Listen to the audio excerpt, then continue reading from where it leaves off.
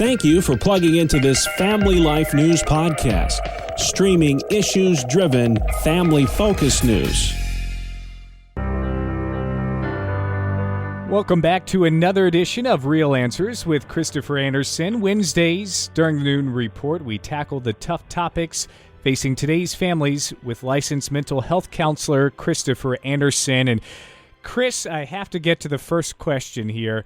Is it true that your wife suggested today's topic? Brandon, it actually is true. I was sitting with my wife Angela the other night, and I told her, I said, I'm totally blanking on having a topic for this week's Real Answers. Well, then out of nowhere, literally, she just said, well, how about talking about reopening anxiety? And there it was right there. I think I need to actually make a position for her in my office. Yeah, very true. So special thank you this week to Angela on getting a great topic for us. And we'll dive right into it. What are we seeing as retailers, offices, et cetera, all reopen as this pandemic appears to be waning?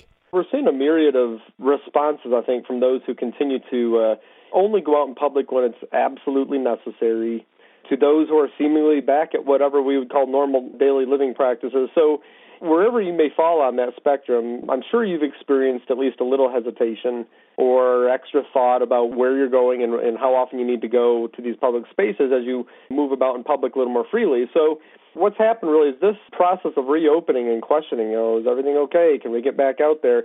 Actually has brought about another level of anxiety that we've all experienced due to this pandemic. So this whole dynamic of increased awareness, of hesitation, of concern, or even worry is what we're generally terming as reopening anxiety. Are counselors seeing many people coming into their offices because of this exclusively? I don't really have any solid numbers at hand to come right out and say, yes, we are seeing that exclusively, but there are definitely people coming to counselors that are dealing with reopening anxiety to some level. I know that people are coming, though, that counselors are having folks coming in and saying that generally the pandemic itself has brought on anxiety. But I think what's really happened in this, the pandemic has become cause for seeking professional or pastoral counseling.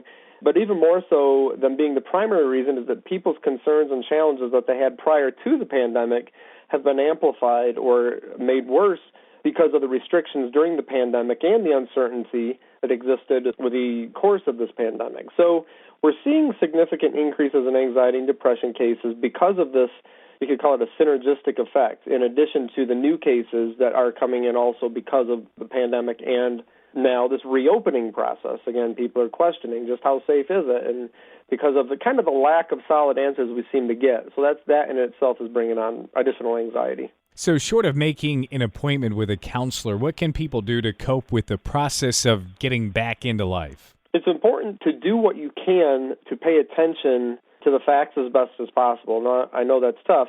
I realize it can be very hard with all the spin and the propaganda that just really seems to be permeating the mainstream media these days. But some things to remember include, number one, God has been and will be in control throughout this and other situations in the future to come. The pandemic definitely wasn't a surprise to him. And to continue to allow this uncertain time to draw you closer to God and allow him to identify those areas of your faith that could use a little strengthening. So that is definitely something that we all need to be mindful of.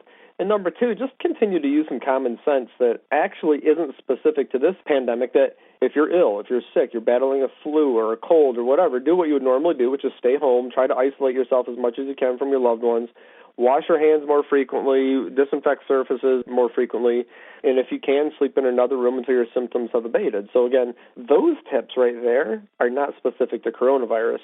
And number three, if you feel comfortable removing your mask in public, go for it. Most places have relaxed their mask mandate rules. However, remember, stores have the right to actually refuse you service if they publicize via printed notices on their doorways or other places, either in the store or on their website, that masks are required, and if you choose not to wear one, you may be asked to leave the store.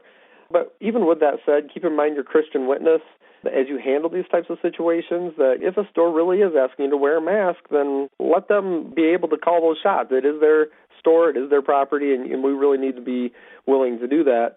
Number four, remember, too, that many have had the vaccine, and I'm not going to get into whether or not somebody should get it, but public health officials are telling us that this vaccine is working, and that the numbers that are being reported as far as new cases and deaths are significantly lower than they have been during other times in this pandemic, and those numbers continue to drop, which is all very good news. So keeping these things in mind, not allowing your fears to get the best of you, can really help you get back out there. Any final thoughts, Chris? Yeah, definitely. Remember that part of healthcare is what you're doing to take care of your spirit and your mind. Stay tight with your church family, stay in the study of the Word, and get outside, enjoy our summer weather, because, Brandon, as we know, it goes pretty fast around these parts. Well, once again, you've been listening to another edition of Real Answers with Christopher Anderson. It airs Wednesdays during the Noon Report. We tackle the tough topics facing today's families with Christian counselor Christopher Anderson.